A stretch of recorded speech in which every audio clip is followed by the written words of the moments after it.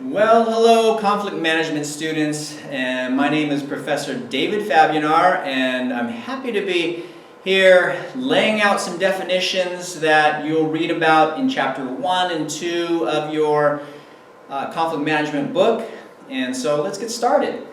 The first terms we're going to talk about is conflict management and resolution. And there's subtle differences. A lot of people use them synonymously, which I think isn't as accurate.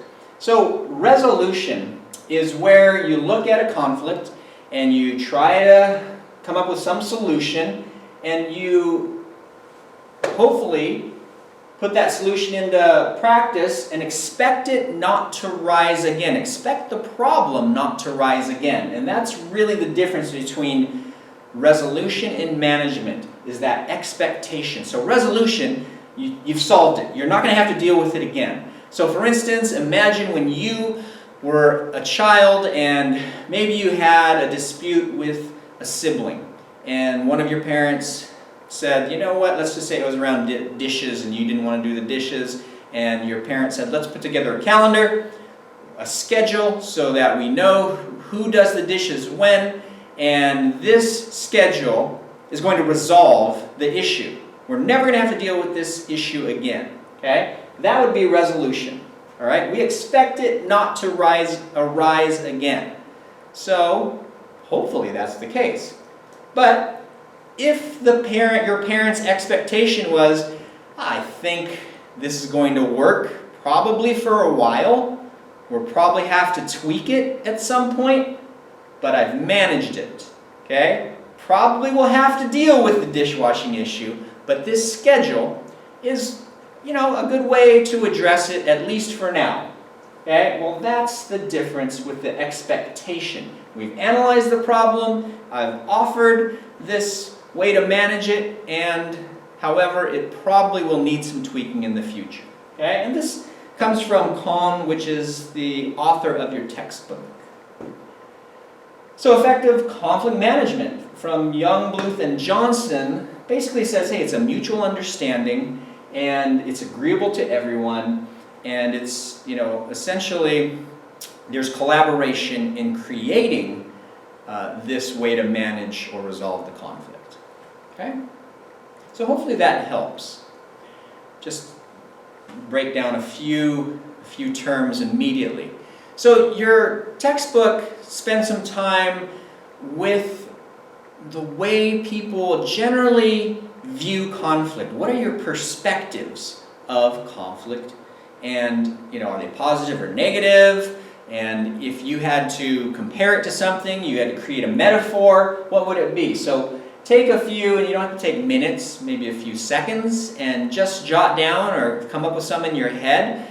Metaphors. Conflict is some description, okay? And I'll give you a few seconds. Obviously, we'd have a discussion in class, but just think about it, and I'll give you a list of what is commonly talked about in class. So, conflict is, I'm going to just go down a few metaphors. War. Conflict is a game. Conflict is a chess match. A debate. Conflict is frustrating. Conflict is an opportunity. Conflict is a misunderstanding. Conflict is poor communication. Conflict is a puzzle. Okay? And so these are really, just off the top of my head, this is what students will talk about in terms of metaphors. And the reason I ask you to do that is because, well, your textbook breaks it down into 3 categories: win-lose, neutral or objective, and transformative metaphors. And I think that these are really important. This is kind of the crux of the class. So many people see conflict as, a win-lose proposition, a competition.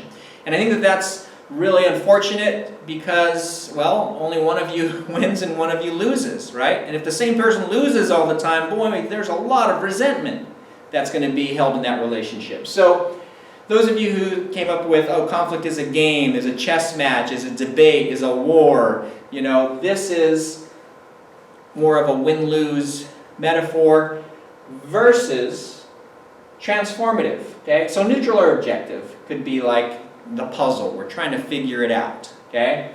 It's not positive or negative as much. Transformative, though, is what really I want you to start thinking about conflict as an opportunity to improve your relationship, as an opportunity to start understanding each other better. Not many people go into an argument and say, "Oh, cool, I get to try to understand you better," right? Well, that's really, hopefully, you start thinking about that. I think that is really an underused kind of goal of conflict. So, understanding that conflict can be an opportunity for positive change. Any of you ever had a conflict and felt like, wow, I'm so glad that relationship is better?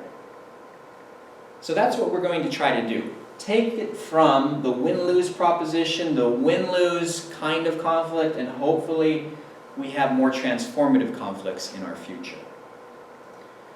So, your textbook says that a lot of people, it's so commonplace to have really negative perspectives on conflict. And I think you could probably understand that, oh my gosh, not many of us say, oh cool, I'm in an argument with my coworker or my friend or my spouse.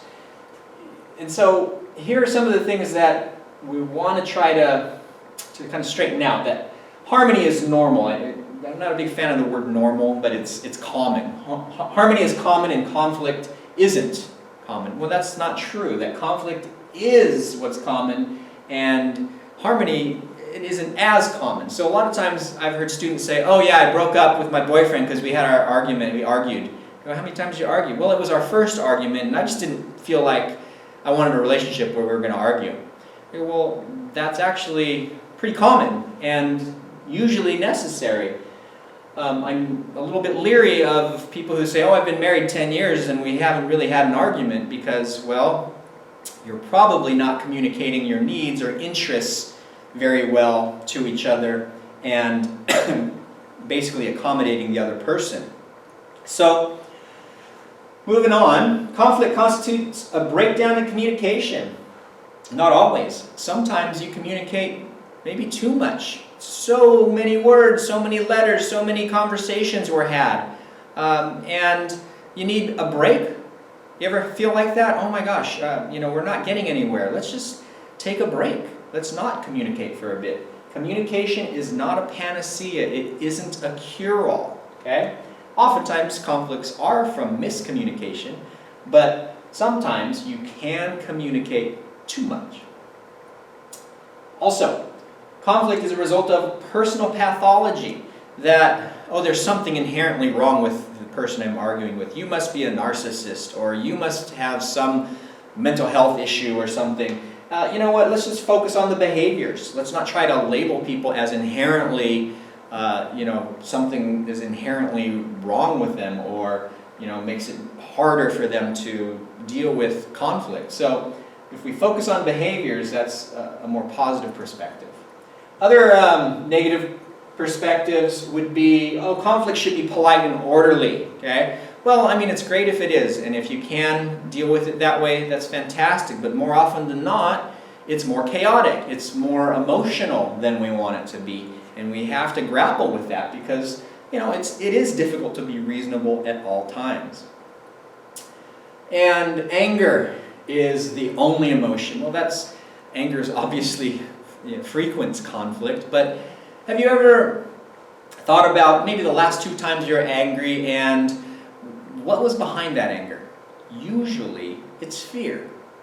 Usually it's, you're angry because you're fearful of losing someone, or you're fearful of losing control in a relationship, or you're fearful of it becoming too serious, right? Or even in a car, probably on the way to school, maybe some of you got into a near miss with an accident and someone was texting, right? And you screamed at them in your car because you were fearful. You didn't want to, get in an accident or get hurt. So a lot of times there's fear, there's loneliness, sadness, disappointment, definitely resentments.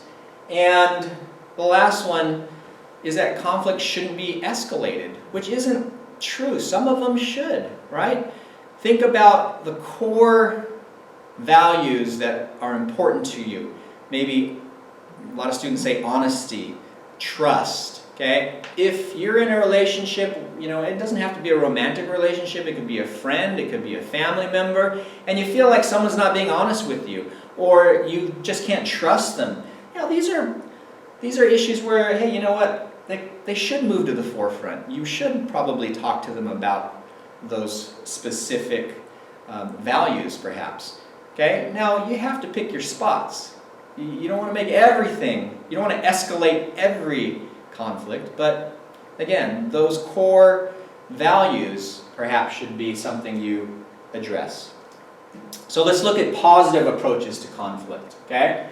So people who look at conflict this way, look at it in a more healthy way, that, hey, it's okay to get into conflict sometimes. It's okay to be in an argument because it's inevitable. It's a fact of life if both people are trying to kind of negotiate what their needs, their interests, and still be in a relationship, okay? Don't assume that harmony is the norm. We talked about looking at it from a growth mindset, that, hey, it's an opportunity to improve, okay? There's a Stanford professor, Dr. Carol Dweck, who discusses the growth mindset as looking at mistakes, in part, looking at mistakes as an opportunity to improve our skill set. And it's the same thing here. We look at conflicts as an opportunity to improve our relationships, to do it better, to understand each other better, to clear out resentments, okay? It's actually what number 4 is clearing out those resentments that have, depending upon how long you've been with a person or have known the person, it could be resentments. Parents have raised you your whole life, and maybe there's some resentments there that need to be cleared out. It could be that transformative if you approach it in the right way. Okay? So, if we were all here together, I would have you pair up and, answer these questions about, the negative conflict. When was the last time? What happened that made it spiral into a negative conflict? Where did it go wrong? And then, of course, think of a positive conflict. What kept it from going negative? And really analyze the way that your positive conflicts have unfolded. And then, of course, have you ever experienced a transformative conflict? And to describe it. So I'll put these up on a discussion board, but if we were in class together, this is what we would have covered. So moving on, depending upon the edition of the textbook, either chapter 1 or 2, you're going to have conflict as a process, okay? And we're going to talk about conflict as a process over a span of time, could be years, depending upon how long you've known a person. And we're also going to talk about conflict as an episode, an argument, as an episode. So let's talk about it as a process over years. So for instance, we want to show that it's dynamic. We want you to take away this idea that it's not fixed. So for instance, maybe you have conflict with a sibling when you're 13 years old and you didn't want them to tell your parents something and they did, and you basically felt like you couldn't trust them anymore, that they would backstab you perhaps.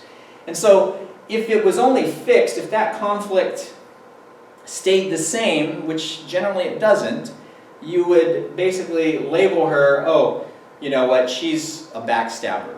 But maybe when you were 15, you were able to clear out that resentment. You were able to say, hey, you know what, I was really, a couple years ago, I couldn't believe you did that. And maybe there's apologies, and maybe you build on it, and you have a better understanding, and you evolve, your relationship evolves, okay? And it doesn't have to evolve, but maybe it does, okay? Or maybe there's a pattern of the person backstabbing you, but it's still dynamic, and it's still changing, right? And that's what we're talking about as a process, that typically it changes and it evolves, okay? Now, let's look at conflict as an episode, as an argument, that there's really 5 phases that we're going to talk about when you have a conflict with someone else, and you're going to be writing a paper later on in the semester, and I want you to organize it in these 5 different phases or events. And so, let's first look at prelude to a conflict. Okay? And prelude to the conflict is just the background.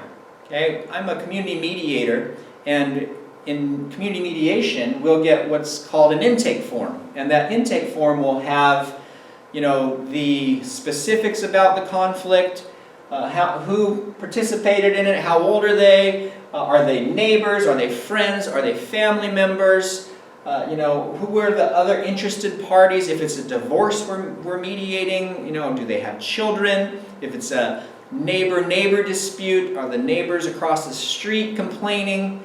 And then also the physical and social environment. Okay, is this at work? Okay, is this in the street with law enforcement?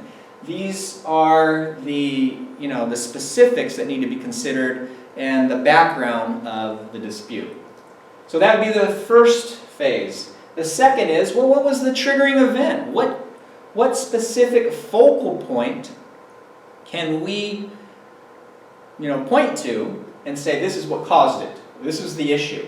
Now, we know that this is the term to trigger. It is more in pop culture these days, but what's important to understand is there's usually more than one trigger. So for instance, if you have a housemate who gets upset because you didn't clean the dishes like you said you were going to, and the person confronts you and says, you said you were going to clean these dishes, you didn't, I demand that you do it now. Okay? Well, she's triggered by the dishes. You potentially could be triggered by how she spoke to you, right? By being bossy. And so that can be really, I think it's a really important issue that we focus on multiple triggers, that there's generally, if it spirals into a more negative conflict, there's probably multiple triggers as you go back and forth in this particular dispute. So the initiation phase would be, hey, the conflict's overt. Both of you, it says only one person, but I think both of you know that you're in conflict. Because sometimes someone will be upset with you and you don't even know it. Well, that's not really a conflict until both of you know it. Okay? And the differentiation phase is that back and forth. That if it's a competitive kind of argument, it's, I'm going to say something, you're going to rebut it, and then you're going to say something, I'm going to rebut it, and that can be a bit more destructive because it's so competitive. And, that's where, it depends. It could be a few minutes. It could last years. Some of you are probably in the differentiation phase with somebody you know. Could be a family member, somebody you just haven't, you had this issue of going back and forth. It's been so destructive that you haven't addressed the person or talked to them in a while. A lot of couples talk about multiple days that they'll argue. More their serious arguments might go a week, and they're in this differentiation phase, going back and forth, trying to figure it out. And then the resolution phase. Now, resolution, it's where this particular episode comes to a close. It generally isn't ended, as we talked about. Conflict is a process that, this can inform the next argument. So if it's not resolved, for instance, it can lead to another argument not far down the road. But hopefully it's a win-win outcome. Hopefully you both come to some agreement where it's collaborative and there's apologies and you're able to kind of own up to your own role in the conflict, in the dispute. But oftentimes some things go unresolved, right? Usually there's someone who's a bit more powerful who maybe they lose control of their anger and then talk it out just a little bit and expect everything to be okay. And if you're on the receiving end and you're kind of resentful, you just go along with it because you're just tired of being in the conflict, that's less ideal. Okay? So the resolution phase doesn't always mean that it's resolved. It just means it's the end of this particular conflict episode. Okay? So these are just some definitions I wanted to lay out, and I also just wanted to get you ready for some discussion boards and do this in a way that felt a little bit more, natural for me to be talking in a classroom. I appreciate your time. If you have any questions, I know I went over a lot, please feel free to email me or Zoom, and be really happy to answer your questions. Thank you very much and have a good day.